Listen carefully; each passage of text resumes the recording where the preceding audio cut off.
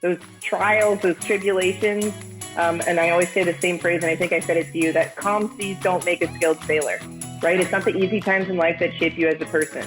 It's those rough times, it's the failures, it's the friction, it's the COVID stuck in your house with 2 kids potty training that shape you as a person, as me as a mother, as a leader. Hi, I'm Shannon Huffman-Polson, and I want to welcome you to Facing the Wind, Season 2 of the Grit Factor podcast. We are going to have a great time this season with episodes bringing you experts from around the world in leadership, grit, resilience, purpose, and storytelling.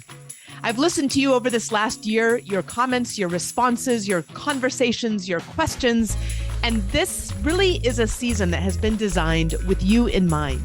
This really is a season that's been designed to answer those questions that you need to know in order to fulfill that mission that I know we have in common, that mission of the Grit Institute, which is building courageous leaders for a better world. We're doing that through our courses online at thegritinstitute.com, through our books, and of course, through this podcast. And if you have a question you'd like to have included, please head over to thegritinstitute.com/podcasts and leave your voicemail. It may be included on a future episode.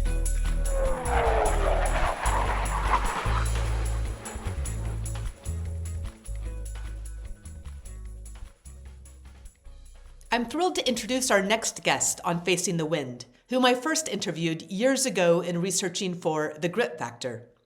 Katie Cook attended the United States Naval Academy, graduating with a degree in political science, and continuing her studies at Georgetown, where she graduated with a master's in international security. After completing the basic school at Quantico, Katie spent 2 years in flight training before earning her wings of gold.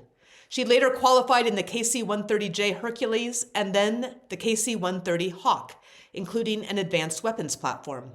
Katie deployed to Afghanistan in support of Operation Enduring Freedom, as well as a deployment to Africa with Special Purpose Marine Air-Ground Task Force Crisis Response. Katie joined the U.S. Navy Blue Angels in September 2014 as the first female pilot in the history of the famed demonstration squadron. She served as the aviation safety officer for the Blue Angels, followed by the officer in charge of the C-130, affectionately known as Fat Albert. In her final active duty assignment, Katie commanded airfield operations for the only expeditionary airfield on the eastern seaboard. Katie flew more than 1,400 flight hours, including 400 of those in combat. She has flown missions in Afghanistan, Bahrain, Canada, Djibouti, England, France, Greece, Ireland, Italy, Kuwait, South Sudan, Spain, and Uganda, including assisting in the evacuation of the U.S. Embassy in South Sudan in January 2014. Katie now serves in the Marine Corps Reserve, and she works as a Senior Director of Operational Excellence for Global Public Sector at Salesforce. She is married to another Blue Angel alumni, former Major Dusty Cook. They have 3 children. You've had so much going on since we talked for the Grit Factor. Yes. Yeah, so much has happened. I think I talked to you when I was pregnant with my first child. So now I have 3. And I've transitioned out to the reserves now, and I work for a company called Salesforce, and I'm, still serving my 1 week in a month, 2 weeks a year type stuff. And yeah, living almost a completely different life. That's fantastic. That is fabulous. Well, it is so good to have you on here because that is all part of this incredible journey. But I do think that the people that are listening are going to be very interested in the first part of your journey as well. And so I'm hoping you might be willing to share a little bit about that, as well as this transition and how those things that you learned from earlier in your career have helped you in this very, very new chapter. Absolutely. Yeah. So a little bit about my history then for those that haven't read the book or aren't in our sphere that often. But so my name is Katie Cook, and I am best known for being the first woman to fly with the illustrious Blue Angels. I have a very kind of stereotypical path to that, I would say. I was a military brat, 3rd generation pilot. I knew I wanted to serve in some capacity, whether, that was a firefighter, a lawyer, a doctor, whatever it was. I wanted to give back. And ultimately, I decided that I wanted to join the military. And so I went to the Naval Academy and I did that. I commissioned as a second lieutenant in the Marine Corps, went and got my wings, did multiple deployments as a C-130 pilot. And then ultimately I was selected to fly for the Blue Angels in 2014. And I did that for 2 years, flying Fat Albert, which is a C-130 that moves not only 45,000 pounds of cargo and 40 people to every show site, but we also do our own demonstration and show the capabilities of the C-130. Amazing. And then after that, I went on and I ran a small expeditionary airfield called Bogue Airfield in eastern North Carolina. So it was me and 150 Marines, basically supporting all firefighting, fueling, scheduling, and maintenance of a small expeditionary airfield there. So that was the best leadership experience that I've ever had. I was the most senior person there, only woman leading 150 people who were specialized in topics that I was not. So leveraging your SMEs and stuff like that was a great leadership experience.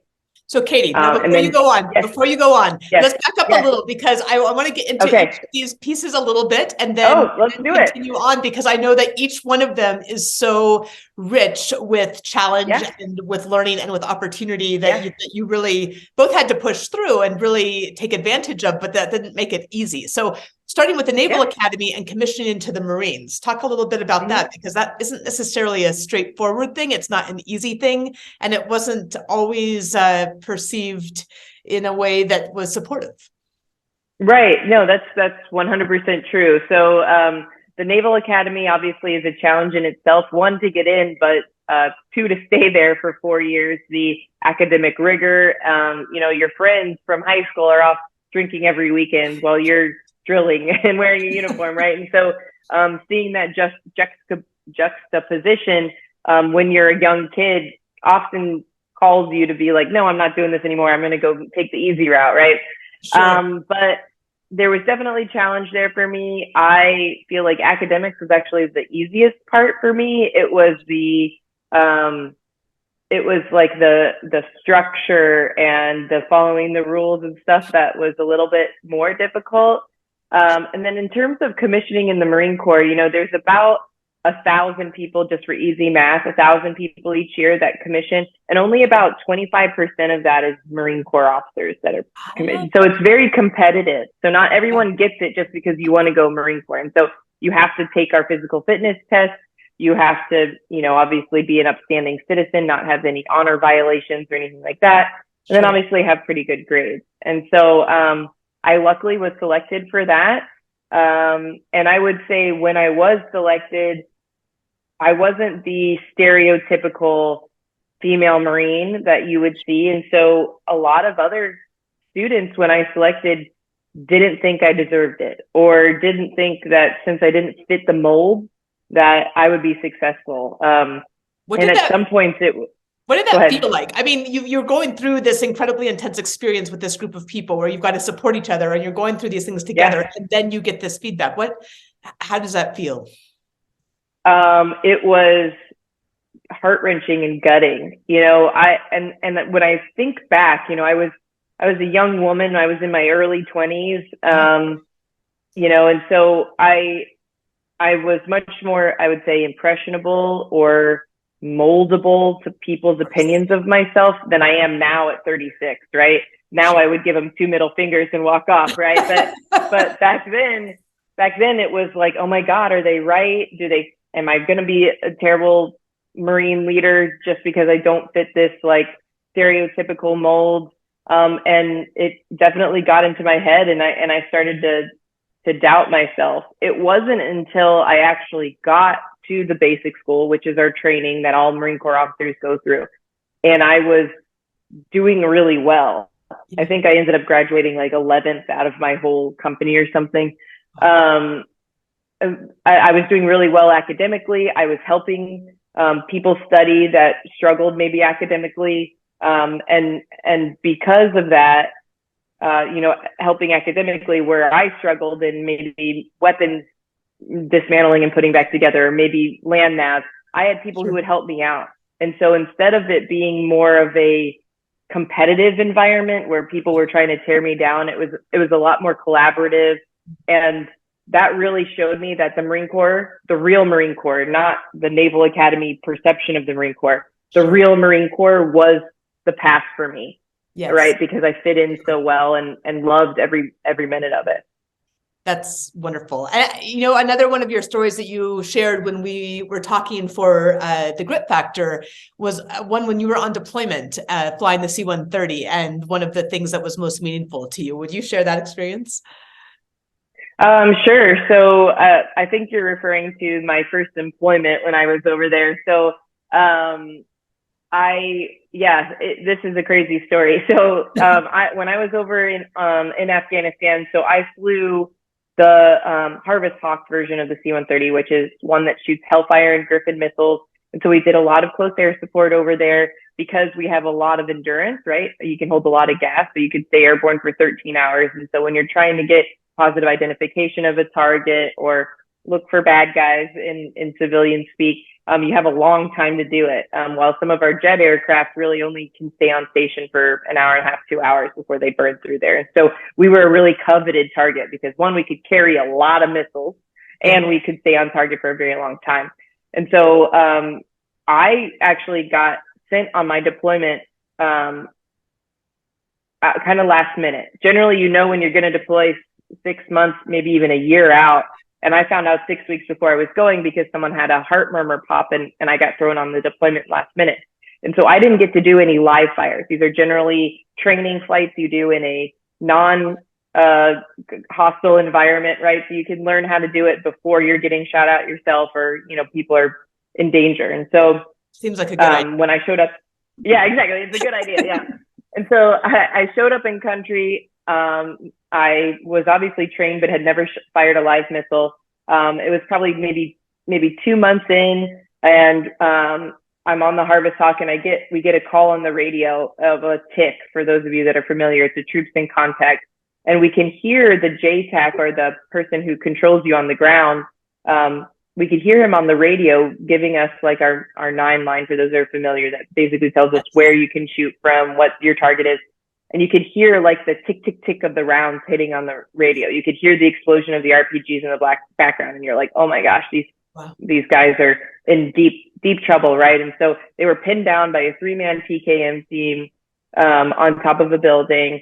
And they asked us to obviously shoot the bad guys. And so I remembered being in the orbit. We turned in, we shot 2 by Hellfire, and it went like dead quiet. And I didn't even realize I was like holding my breath the whole time until we finally got the, all good, we're good, effective fires or whatever. And all of a sudden it was like, and like you could finally breathe. And then the reason that this story is so cool, so fast forward, on my second deployment, I'm in a bar in Spain, and a guy walks up behind me and says, "Hey, did you fly Phil 02, which was my call sign in Afghanistan?" I was like, "Yeah, I did." And he's like, "I recognize your voice from the radio." And I was like, "Really?" And he's like, "Yeah, actually, my squad was pinned down by a 3-man PKM team." And he starts telling me the story that I just told you, but from a different perspective. And I still get goosebumps when I tell that story because it shows that, especially in the Marine Corps, even if you don't know these people, just them inherently being Marines and being raised in the Marine Corps kind of the same way with the same values, that we can rely on each other inherently. And so that was, that's probably one of my most proud stories that I tell. I love the sense of pride and the sense of connection to your purpose for why it was that you were there, right? I mean, there isn't anything that gets much stronger than that. Exactly. Yeah. And I also love that you tell that story because you did these multiple combat deployments before you ever flew in the Blue Angels, even though that's what people kind of know you for. But you had to earn that, right? You had to earn that opportunity. Yes. And that's what I think, is a really great point that you bring up. I've been recognized by, awards or been put on TV or things like that. And my combat experience is generally a second to my Blue Angels, right? Like, oh, and she was in combat, right? But if you think about it, there are hundreds of women serving overseas, and obviously men too, but that don't get that recognition, that go discovered, if you will, because they weren't in a high profile spot like the Blue Angels. And so I am merely an example of these amazing people that are still over there, still serving their country. And so I'm just got called out as an example. There's so many people that are likely even better pilots than me or better Marines than me. But I am happy to bring attention to those type of people because they deserve it. Well, you're a wonderful spokesperson for all of them, and I understand the humility. But at the same time, what I'd love to highlight is that it wasn't the Blue Angels is amazing, but I know you feel so proud of, deservedly so, that work that you did in these combat deployments. And that's why I wanted us to start there, because I know that although probably the title of the show will say something about the Blue Angels, that's where what you shared with me early on as something that was just really important. And that sense of purpose and that sense of connection and putting in your time. And even though you put in your time, tell us about the selection to Blue Angels, because I know that there was some resistance there as well. Yeah. So, being the first anything, I would say, comes with its own challenges, even if it's logistics. For example, like there had never been a female Marine officer, and so they didn't have a female version of our cover, right? Because we wear a khaki cover.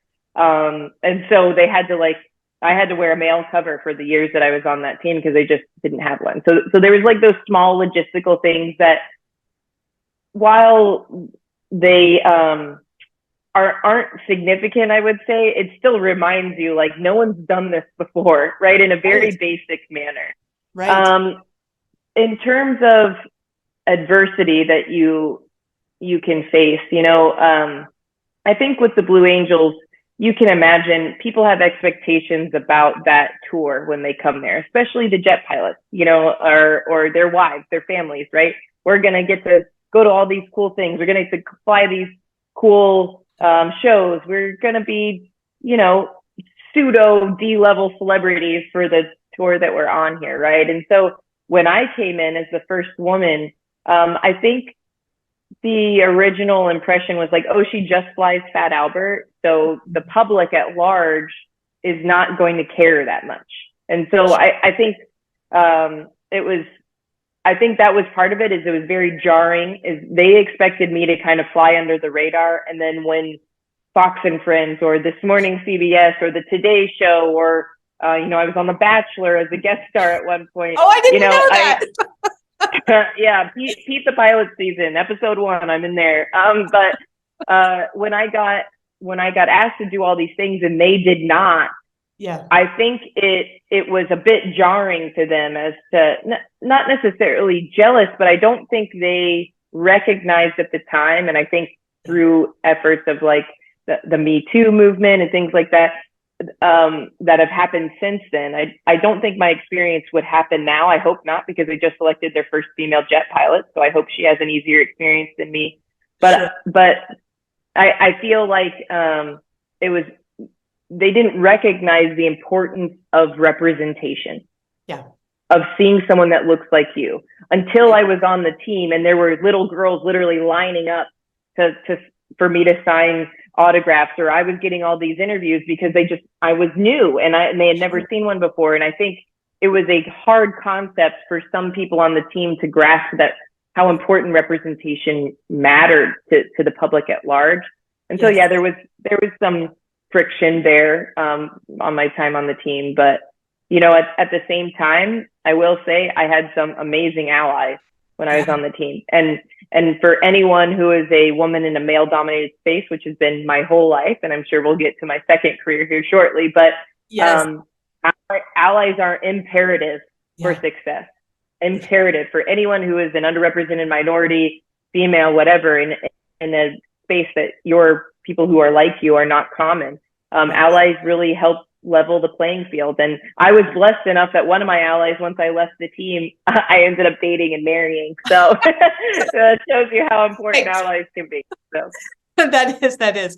Well, so, and I know that we have just this limited time and you have this incredible, this plethora of experience, but let's talk a little bit about your airfield command time, because that's a significant shift, right? To be a pilot is one thing, to be in charge of your aircraft and to be in charge of flying. Yep.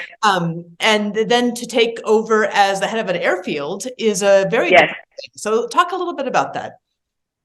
Yeah, so I would say, I mentioned it in the intro that this was the most impactful leadership experience that I had ever had in my life, aside from maybe being a mom. But I think the part that was such a learning experience for me is, as you mentioned, aviation leadership is a little bit different. When you're the pilot, you're supposed to know that airplane in and out. Yes, the enlisted crew on the airplane are generally more specialized in, say, loading the aircraft or maybe in the systems of the aircraft. You know how they work, they know how to fix it, right? And so there is a little different level of knowledge there, but in general, you can rely on your own knowledge to make sound decisions in the airplane. When you're running an airfield, there are decisions that far exceeded any experience that I had. For example, I had a firefighting team. I had no idea what AFFF was when I even showed up, right? And now I'm meeting with environmentalists and all that. And so, obviously, I had to leverage the subject matter expertise of my firefighting officers, of my senior enlisted, to tell me, this is what I suggest you do. And it was a different type of leadership rather than relying on kind of my own instincts. I needed them to present me with pros and cons, and then I make a decision, right? And so leveraging subject matter expertise versus being this almost in corporate speak, like an individual contributor, just utilizing your knowledge rather than leveraging the whole team.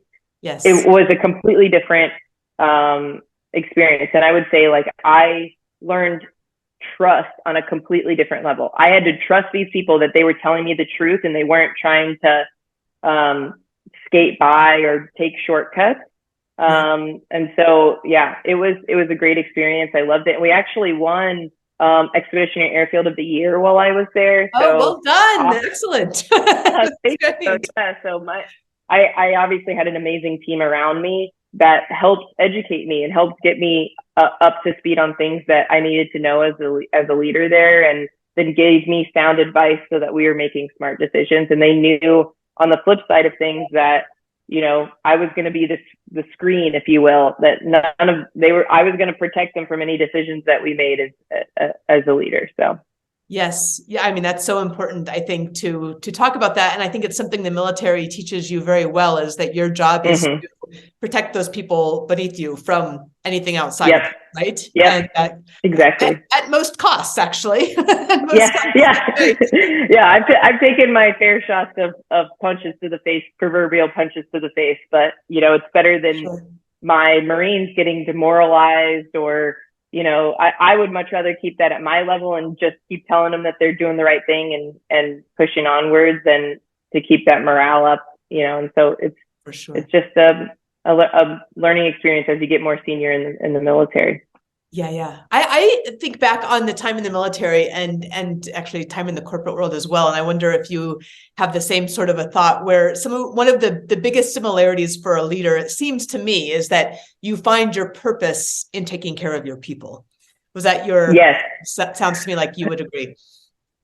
Oh, I 100% would agree. And I would say that the corporate world does a poor job of doing it. Right. It's what I've seen. The very successful VPs and executives in the corporate world are those who take care of their people. Those that are only really self-serving fall flat. Yeah. And so I would say we see this kind of servant leadership, or we see this type of taking care of your people very common in the Marine Corps or in the military in general, because it's kind of beat into us. It's a kind of a core value or a foundational leadership, guidance in our very basic schools. But in the corporate world, that's not the case. And sometimes people are veterans at transition and they bring it with them. or you have people who just happen to fall into it. Maybe they did sports or leadership or whatever when they were younger. But I would say those that do take care of their people are very successful. Those that don't kind of fall flat. And so, yeah, I think it's important, whether you're in the corporate world or in the military, that servant leadership should be the underpinning of all of your decision making. For sure. That's so well said. So talk a little bit now about this transition. And I think it's an important one to talk about for so many reasons. Number one is obviously you thrived before in challenge. You are now thriving again and in this whole new phase of your life. And I love that you bring up that you're right. You hadn't yet had your first child when we talked last, and now you have children, and now you're working at Salesforce. I mean, this is which is a great company. So tell us a little bit about that transition, because for a lot of people, and I will just speak for myself, it was a difficult transition for me to make from military to corporate, even though I had my 2 years at business school, which was a huge blessing for me, actually, to start to make that transition, in part because there's a different sense of purpose or a lack of a sense of purpose and a lack of sense of belonging. And it becomes, critically challenging for not a small number of veterans. So could you talk us a little bit through what worked for you? What was challenging for you? How did you find your way and navigate your way through that? Sure. So yes, the transition is difficult. And when everybody will tell you that when you're going through SEPs and TAPs or TRS or whatever your service calls it, they'll say the transition is the hardest thing, and that's why we have this class. And then we'll have you write your resume. And I'm like, that did not help me with transition at all, right? As you said, I would say it's much more an emotional transition, right? You were embedded with a group of people that you knew had the same values as you did, right? And then as you're transitioning out, you could be surrounded by any type of people. You don't know their background. You don't know how they were raised. You don't know what their morals are. And so I approach things a lot of times with like my guard up, because I didn't know where these people came from. And I will say, even from the littlest thing, like I showed up at Salesforce the first time I went to the office, and I was like in a full suit, right? A lady suit. And my mentor at the time, who was not a military veteran, she was like, yeah, we're a tech company. You don't really have to get that dressed up, And so, nowadays I wear kind of my hoodie every day to my video calls, but I remember talking to someone before I left the military, and she seemed so perplexed. And I said, as I was transitioning to business school, I said, what do you wear? And she's like, what do you mean? What do you wear? And I was like, well, I mean, what do you wear? And she's like, Taylor and J. Crew. Like, yeah, exactly. I asked the same question. What do you wear? How do I wear my hair? I had worn it in a tight bun forever, and so now do I have to straighten it every day? And so I was trying to just navigate even the smaller things. But I would say, like, one, I found mentors who had made the transition before me in Salesforce, so I could ask them questions. And then I think importantly, I found a mentor who was not in the military, who could give me a perspective of straight corporate. And she was the one who told me, yeah, you don't have to dress like that, right? And has given me invaluable advice. For example, I'll tell you one challenge I had. So I am very hierarchical in my thinking because of the Marine Corps, right? If you're an SVP, you're equivalent to a general. And why is this Lance Corporal going directly to him, right? Like, he should be through his executive assistant or whatever to schedule a meeting. Why are they talking straight to him? Like, this is inappropriate. And I would get like almost offended, right? Or like, why didn't you use your chain of command? Why is your manager not calling my manager? Why is this, and so I would get hung up on these titles and stuff. And my mentor, who was not in the military, was like, I understand why you're approaching it that way. However, that's not really how we do it here. And so really had to walk me through some of these even basic concepts of like, it's okay for an analyst to email this person, or whatever, right, in some cases, and so there was definitely those challenges, but finding mentors is really important, because those that have made the transition, when you are feeling alone or isolated or lost or holy crap, I'm learning all these new acronyms. I thought the military had a ton of acronyms. The corporate world has a ton too. They can tell you you're not alone, that they were there too. And that helps, right? Yes. It helps to know that you weren't You aren't the first and only to struggle with it. And then having a mentor that's outside the military to kind of point you or guide you in the right direction as you're navigating this new world, I think is absolutely critical. So that's really what helped me. That is such good advice, such good advice. And I've heard that from another couple of companies that I've worked with veterans is the importance as they're starting to make that transition of those two different mentors, at least two, right? And I think that's one of the mistakes some people make is there's one, and there's not just one. There may be multiple if you're really lucky, right? Yes. I think they refer to them sometimes as the board of directors. Like you build your own board of directors that helps you navigate that. So, and I would also say one thing that I sort of alluded to earlier is the idea of underpinned values, right? Yes. Like, so when you're in the Marine Corps, you're in the Army or the military in general, you have these standard values that for the most part, everyone in that service also embodies. And so when you're going out to these, I don't know what type of place I'm getting into, you really need to look at things like the best places to work, right? Salesforce has been one of the best places to work for years now. And that's really what brought me to this company is they advertise and they live by their core values, you know, accountability, customer service, trust, sustainability. You know, we have these things that underpin our decision-making in the company, that underpin my decision-making as a person. And so, I think a lot of times people are so scared when they get out of the military, the first job offer they get, they jump at because they're like, I just need income. Yes. And I think instead you need to take a beat. You need to take a pause and say like, but does this company exude the same values that I do? Maybe they do, maybe they don't. But I would think to sustain long-term employment at some place, it needs to be aligned on a deeper level than just monetarily. For sure. Yeah, that value alignment can be a hard thing to sort out, especially initially, right? But is so critical, so critical. But as you, and there's a couple of different things that, I mean, there's so many different aspects of kind of the zeitgeist that you are embodying. Number one, you're a working mom of 3 kids in the midst of a very challenging environment for most people in the world.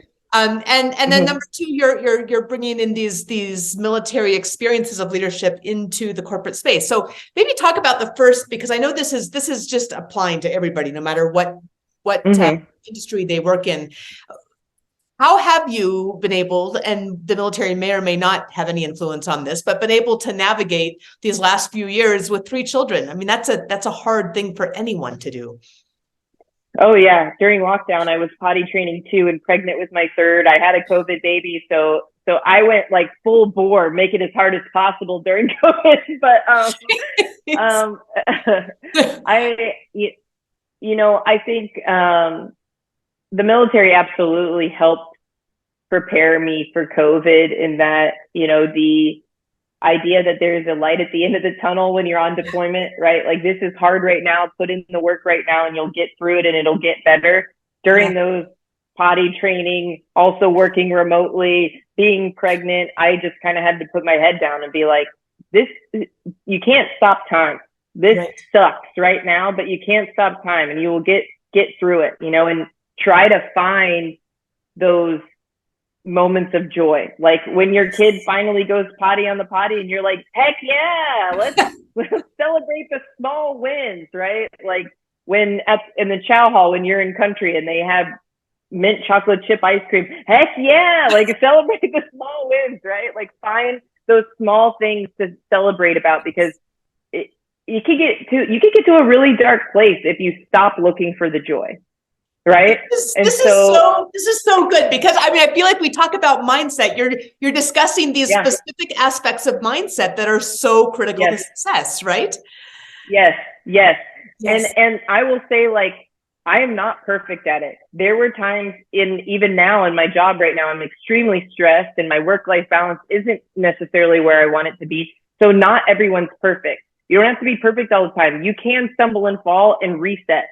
Right. And that's kind of where I'm at in my life right now. I worked on Thanksgiving. Unacceptable.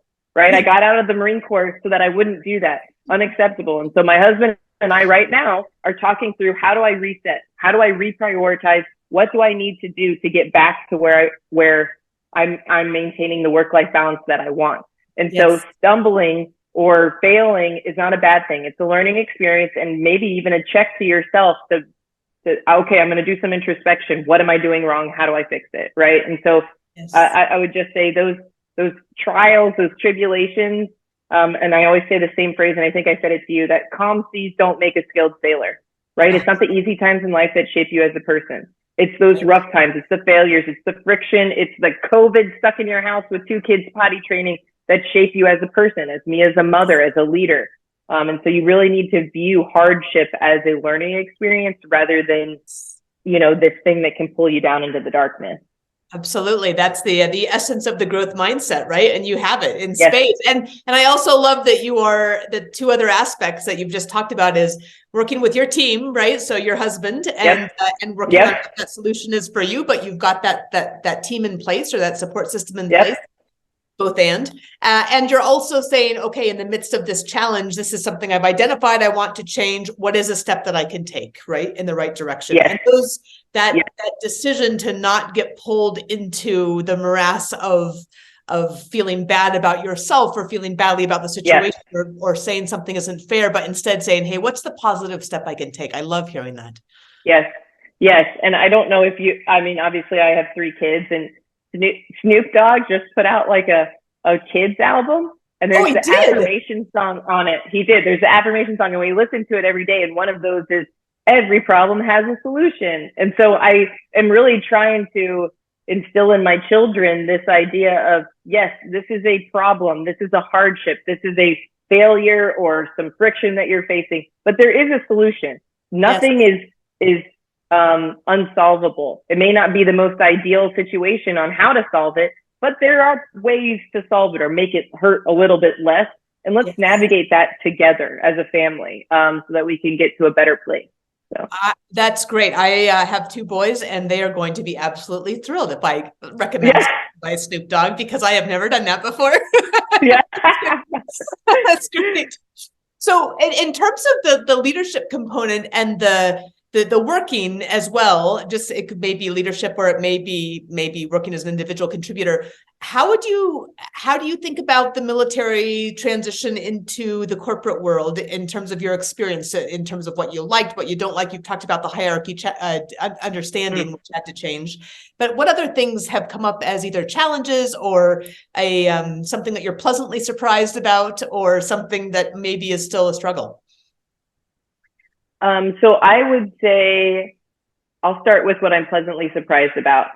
I am pleasantly surprised that a large amount of people in my organization value my military experience, especially young women who are not in the military or have never been in the military. I have an enormous amount of mentees that I meet with. And it's because they recognize the benefits of being in the military and the leadership training that you get, frankly, nowhere else. And frankly, some of these people, I wouldn't want to be on the front lines, in combat. They're just not suited for that. But through mentorship, I can still give them the aspects of leadership that I learned through those experiences. And so I'm pleasantly surprised, because, a lot of people say, military people are just mad, bad, or sad, right? And that's the kind of the mad, bad, or sad. And you see that in movies all the time, right?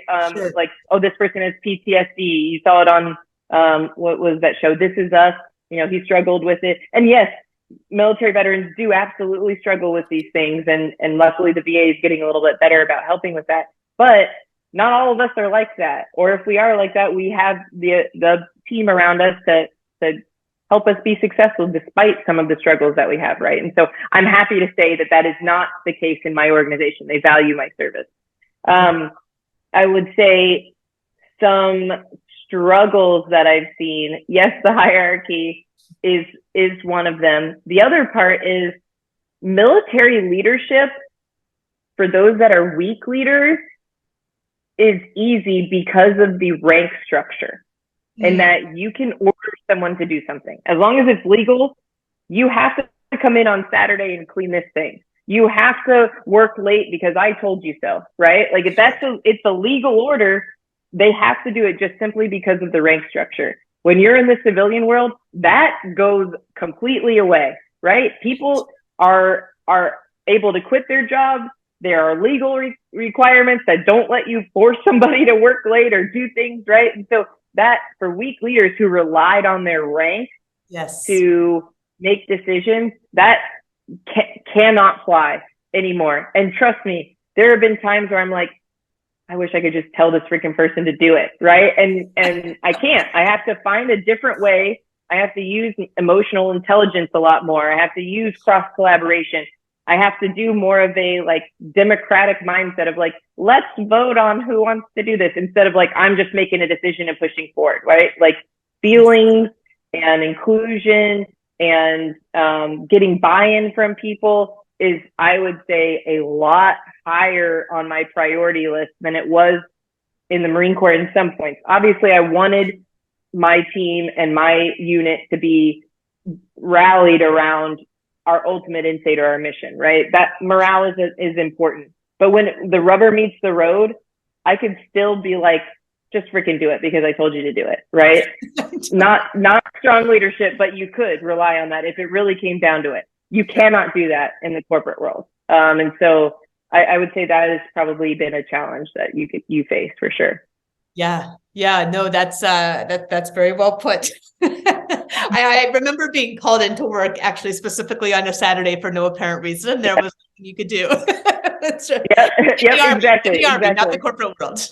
Yeah, exactly. Yep, in the corporate world, it's like, turning my slack off. Okay, thanks, bye. No, I'm not staying on a Saturday, right? Exactly. That's right.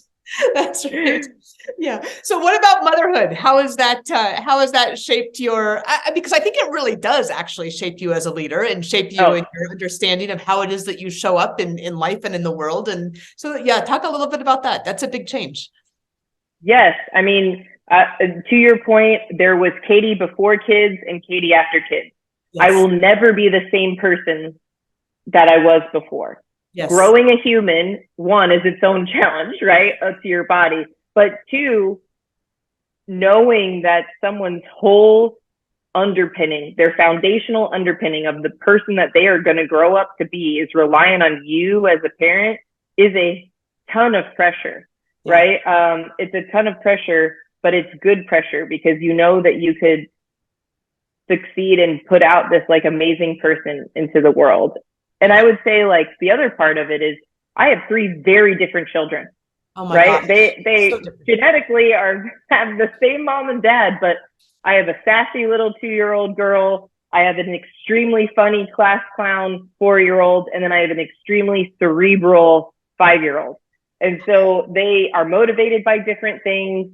They are excited about different things, and they respond to correction in different manners, right? One, if I take his tablet away, his whole world is crushed. The other one, if I say I'm disappointed in you, his whole world is crushed. And the other one, if I'm like, no, you don't get M&Ms today or whatever, it's like thrown off because she's only 2. So we have weird motivational things for her. But tailoring your leadership style is something that absolutely creates great leaders, and you really see it in your children.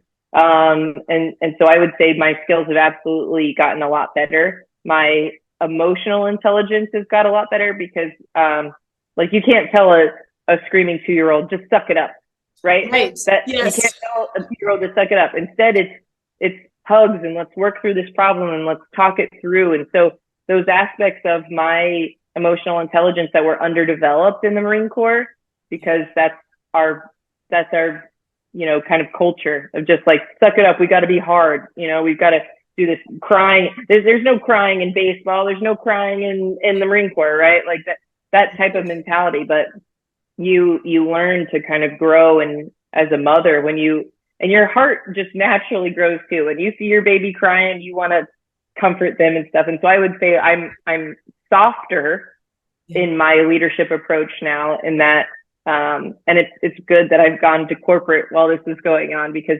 corporate is frankly a softer environment than the military just by nature.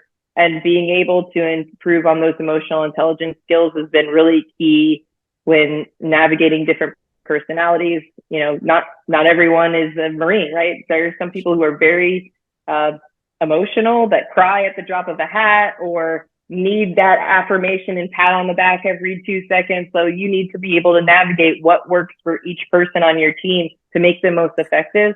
And being a mom has definitely helped me do that. I love that. That's fantastic. Well, thank you. What would you tell the young Katie Cook who is either just starting out at the Naval Academy or getting ready to be commissioned and leave the Naval Academy and start in the Marines? What would you tell her now, knowing what you know now? Yeah, if I could go back and talk to her, I would really want to kind of reiterate the growth mindset, because I didn't have it then. I literally grew into the growth mindset, which is ironic. But I would tell her, like, you are going to face problems. You're going to face,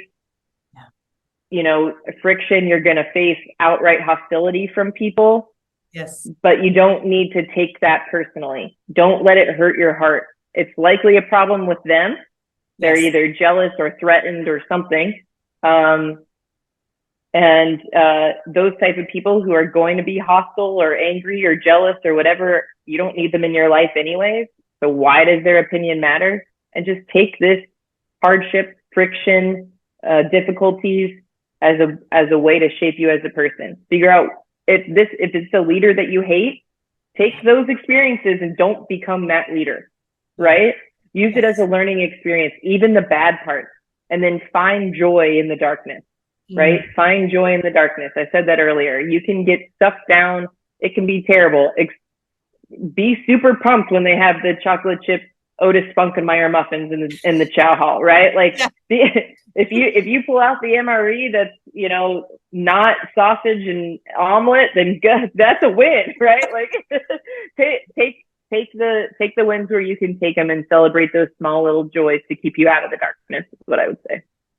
That's excellent advice. Thank you so much for joining today, Katie. It's so good to see you, and it's great to talk to you. And this is a whole new evolution, and it really is wonderful to be able to track a little bit of your journey and to be able to learn and grow with you.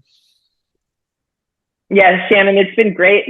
Like I said, we've known each other for years now, and to watch both of us grow in our individual lives and be, in your case, very successful with your book. It's awesome. I am so proud of you from an outside perspective. I'm so proud of you and everything that you're doing for women veterans and for veterans in general. I'm happy to be a small part of that. So thank you for having me today. Oh, it's amazing. I really do look forward to meeting you in person someday. And that's Facing the Wind, Season 2 of The Grit Factor. Thank you for being here. As always, it's great to have you listening in. And if you enjoyed this episode, would you subscribe, leave us a review, and share with a friend? And make sure to pick up your own copy of The Grit Factor for candid stories and lessons from leaders in the vanguards of their fields. If you have a question you'd like to ask, send me a voicemail through the link at my website at thegritinstitute.com/podcast. See you next week.